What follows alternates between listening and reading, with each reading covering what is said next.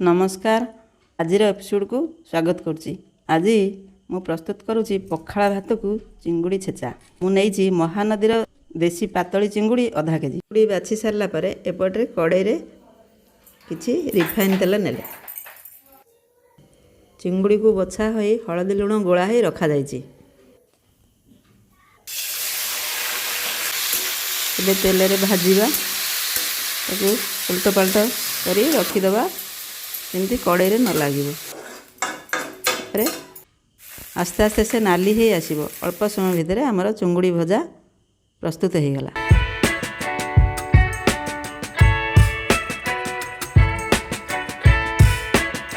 एबे जीवा छेचा प्रस्तुत करवा।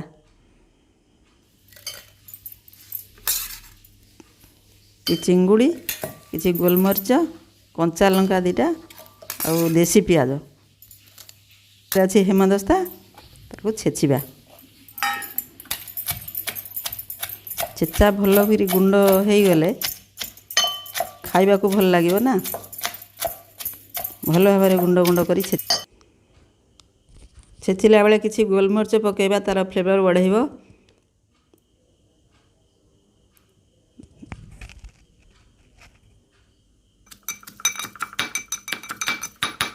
भल भाव गुंड करदेले ताकू से किसी सोरिष तेल अल्प किसी स्वाद पकाइबा दरकार। आमर छेचा होगला रेडी होगला। आमर छेचा प्रस्तुत होगला। एबे आमे जिबा आमर स्पेशल चटनी बनैबा पई। स्पेशल चटनी पई भूसंग पत्र नड़िया कोरा तेंतुली जीरा लंका आपको आम शिले बाटिबा। शिल बटाटा माने अति स्वादिया नियारा।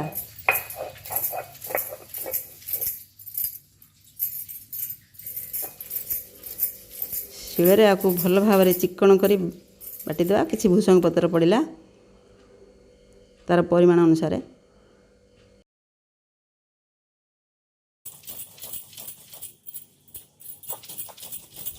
भूसंग पत्र नड़िया तेंतुली जीरा लंका को भल भाव मिसैकी चिकन करी बाटिदेव।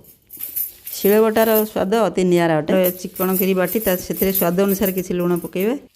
यही प्रस्तुति प्रणाली को आपण घरे निश्चय बनइबे। मते कमेंट सेक्शन रे जणइबे आपन को केमती लागिला।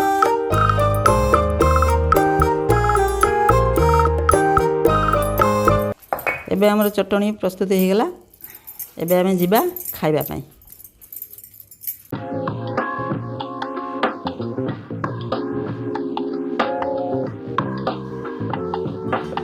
खरा दिनर प्रिय पखाल आ भूसंग पत्र चटनी कंचा लंका बाईगण भर्ता देसी पियाज आ चिंगुड़ी छेचा।